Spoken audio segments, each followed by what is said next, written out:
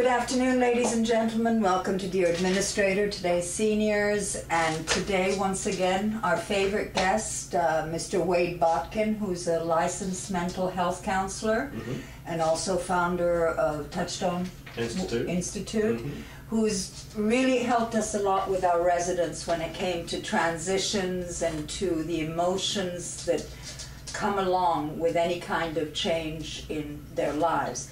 Could you tell our viewers and our readers what are the most stressful changes that occur in people's lives? Well, any change is stressful, and what a lot of people get confused about is that they often think of negative things as stressful, but even positive changes can be stressful. So, like on the stress scale, getting married, which is a happy event, has the same number of stress points as a loss of a parent. So both are major, major life changes. There's not a bigger change that you can have than that, and both carry the same number of stress points. I had no idea.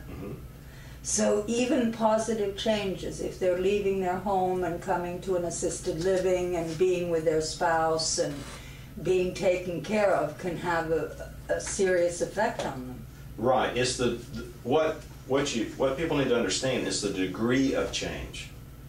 That is what indicates the amount of stress.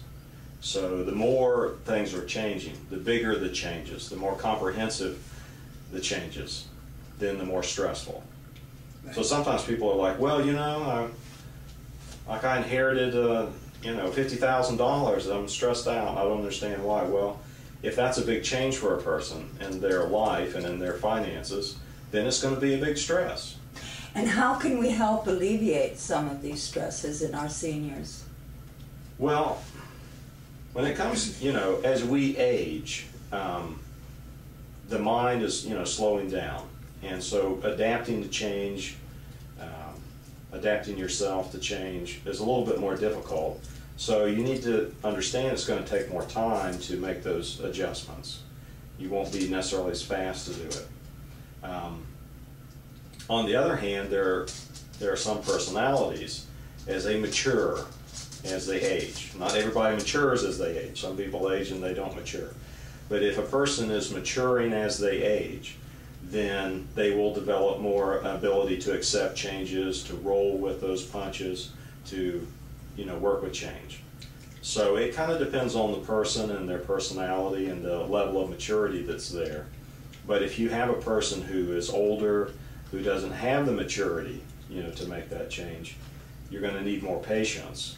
You're going to need to have like a, bigger picture view of how long it will take them to make those adjustments. Now, I do know that a lot of seniors have been given through the years benzoids to calm them down, for agitation, for anxiety. And I know that there's a certain period of time that is helpful. I'm noticing, however, that there are quite a few that don't realize that they are actually addicted physically to that medication. Right. It is a medication a person can get addicted to, and medication's of course not my specialty, but medication can help. There have been studies that show, like following a car accident, certain medications can reduce trauma. So, there are definitely times to give medication, but I think overall if people look at medicine as that, as medication, not lifestyle, but as a, temporary aid in making an adjustment. Now, of course, there's some medications you do take for your life, and there are exceptions to that.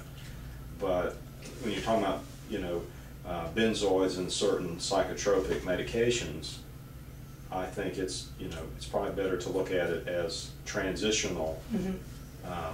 While you start putting into place techniques and coping mechanisms and going through counseling and being able to go to meetings with other people, or starting to change your lifestyle for a positive way. Right, exactly. Well, and a lot of people see commercials on television that they advertise. Drug companies are advertising that 2 out of 3 people on medication for depression are still suffering from depression. Right. Well, one reason that 2 out of 3, which that's a majority of people taking a medication that's no longer as effective as it once was, is that they haven't combined therapy with medication. So medication addresses a symptom, but if you don't change the way you process your reality, if you don't change the way you look at your reality, if you don't begin to making changes, within yourself, then those old choices will continue to, reinforce the old results, which are depressive. Right. So, the body's always trying to return to homeostasis, always trying to get back to what it's comfortable with. And a comfort zone can, for some people, be very uncomfortable. So, you have a window of opportunity when you begin medication for depression, anxiety, in which you can really make a lot of changes and do a lot of things. But if you spend that whole time just with medication, you're likely to end up in that 2 out of 3 that so many years later are still depressed and taking medication.